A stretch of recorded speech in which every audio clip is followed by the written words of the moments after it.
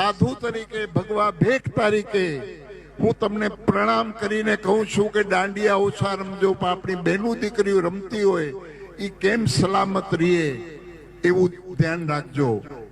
નવરાત્રી પહેલા હિન્દુ સંગઠનો મેદાને છે। નવરાત્રીને લઈને ભગવા સેનાનું કડક સૂચન છે।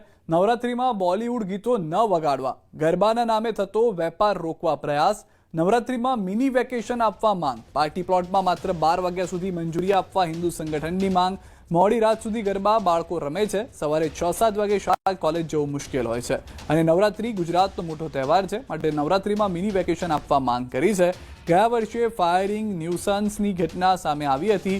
આવા તમામ આયોજકો પર પ્રતિબંધ મૂકવા પણ માંગ કરી છે। કે મોડે સુધી અગર કોઈ પાર્ટી પ્લોટોમાં ગરબા થઈ રહ્યા છે તો એ ખાલી મનોરંજનનું સાધન બની ગયું છે।